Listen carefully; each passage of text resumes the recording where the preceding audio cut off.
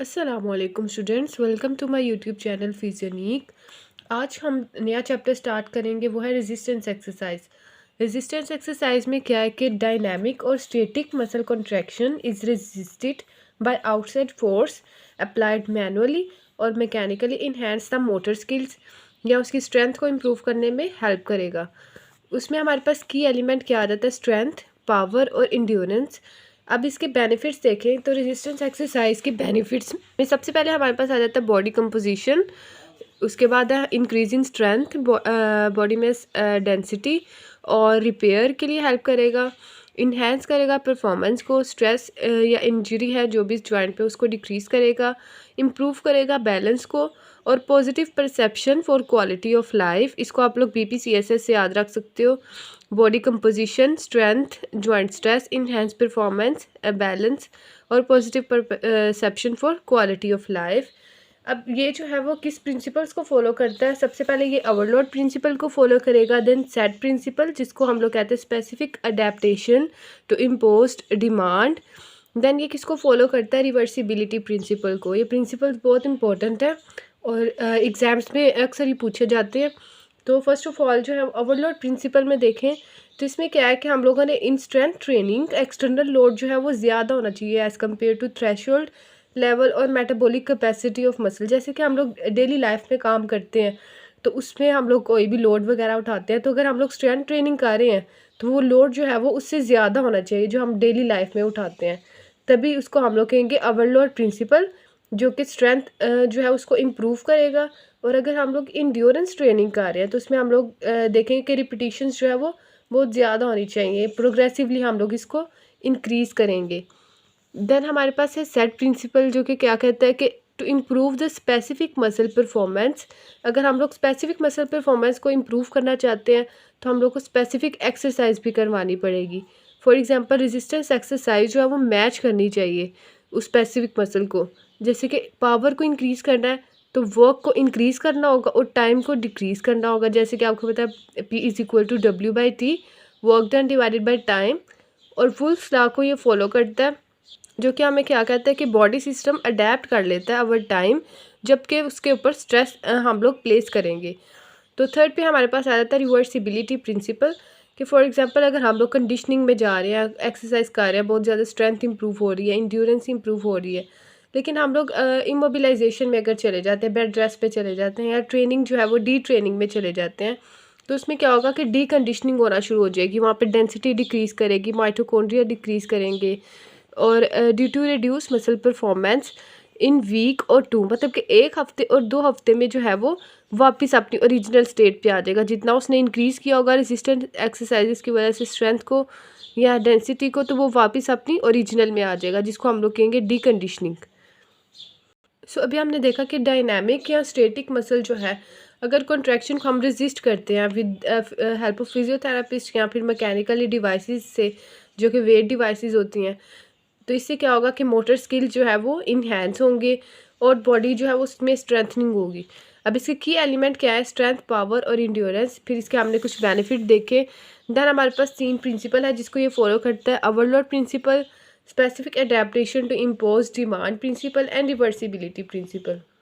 Then हम देखेंगे determinants of skeleton muscle. ये बुक में बहुत अच्छा टेबल बना हुआ है। इसमें हम लोग क्या देखते हैं कि टेंशन जो है उसका क्या रिलेशन है साइज़ के साथ, मूवमेंट आर्म के साथ, मोटर यूनिट रिक्रूटमेंट के साथ और डिफरेंट चीज़ों के साथ। तो फर्स्ट ऑफ ऑल हम देखते हैं कि size of muscle. Size of muscle जैसे ही हम लोग ज़्यादा करवाएंगे तो टेंशन प्रोड्यूसिंग कैपेसिटी भी इंक्रीज़ होगी। देन हमारे पास क्या है कि मूवमेंट आर्म। मूवमेंट आर्म भी जैसे हम लोग इंक्रीज़ करेंगे वैसे ही टेंशन जो है वो इंक्रीज़ होगी। Then rate of motor units firing, जितना ज़्यादा होगा उतनी ज़्यादा टेंशन प्रोड्यूस होगी, मतलब सबका डायरेक्ट रिलेशन है। मोटर यूनिट्स रिक्रूटमेंट में जितना ज़्यादा होगा उतनी ज़्यादा उसकी टेंशन होगी। देन लेंथ टेंशन रिलेशनशिप में भी टेंशन जो है वो ज़्यादा होगी नियर रेजिस्टिंग लेंथ, जहाँ पे रेजिस्ट कर रहे हैं वहाँ पे उसकी टेंशन जो है वो ज़्यादा होगी। अब टाइप ऑफ कॉन्ट्रैक्शन में हमारे पास आ जाता है कॉन्सेंट्रिक, जो कि शॉर्टनिंग की तरफ होती है, और एक्सेंट्रिक जो कि लेंथनिंग की तरफ होती है। उसके बाद इसमें हमारे पास कॉन्सेंट्रिक में आ जाता है कि जैसे ही हम लोग जो उसका वेलोसिटी या स्पीड ज़्यादा करेंगे तो उसमें फोर्स वेलोसिटी रिलेशनशिप में फोर्स जो है वो कम होगी, लेकिन एक्सेंट्रिक में डायरेक्ट रिलेशन है, वेलोसिटी ज़्यादा तो फोर्स भी ज़्यादा या टेंशन भी ज़्यादा। देन टाइप ऑफ फाइबर्स में हमारे पास स्लो ट्विच और फास्ट ट्विच फाइबर्स हैं। स्लो ट्विच फाइबर्स जो है इसमें क्या होता है कि low force production, resistance to fatigue, लेकिन फास्ट ट्विच फाइबर्स में रैपिडली फोर्स प्रोडक्शन होती है और वो बहुत जल्दी फैटीग में चला जाता है। देन फाइबर्स लेंथ पे हम देखें तो शॉर्ट फाइबर्स और लॉन्ग फाइबर्स। शॉर्ट फाइबर्स में हमारे पास पिनेट, मल्टी पिनेट आ जाता है जिसके पास ज़्यादा टेंशन प्रोडक्शन होती है, फॉर एग्जांपल गैस्ट्रोकिनेमियस। और लॉन्ग फाइबर्स में हमारे पास क्या आ जाता है कि पैरेलल फाइबर्स होते हैं जिसमें फोर्स प्रोडक्शन जो है वो कम होती है, for example sartorius. So determinants में हमने देखा size, movement arm, rate of motor unit firing, recruitment of motor units, length tension relationship. Then उसके बाद हमने देखा टाइप ऑफ कॉन्ट्रैक्शन जिसमें हमारे पास कॉन्सेंट्रिक और एक्सेंट्रिक कॉन्ट्रैक्शन है। देन टाइप ऑफ फाइबर्स जिसमें हमारे पास स्लो और फास्ट ट्विच फाइबर्स हैं और इसका टेंशन के साथ क्या रिलेशन है।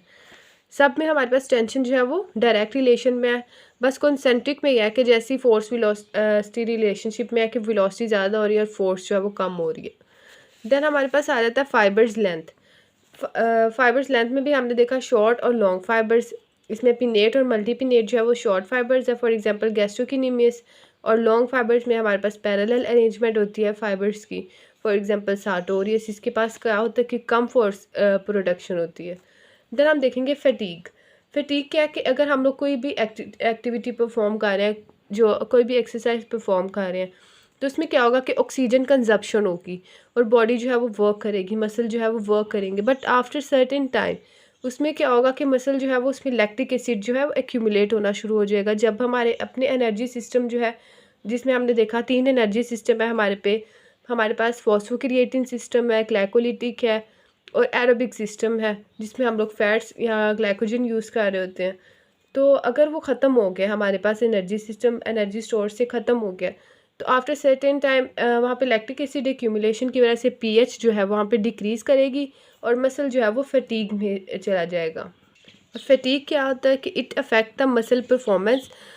ऑब्वियसली वो मसल परफॉर्मेंस को फिर जो है वो अफेक्ट करेगा।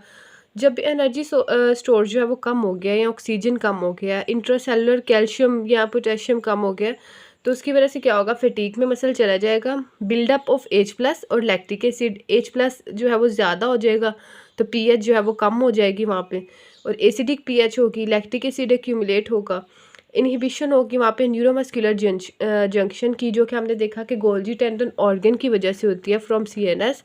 देन डाइट और सीडेंट्री लाइफस्टाइल जो है वो इन्फ्लुएंस करता है फटीग को, मतलब जितना ज़्यादा सीडेंट्री लाइफस्टाइल है उतना ज़्यादा मसल जो है वो जल्दी फटीग में चला जाएगा।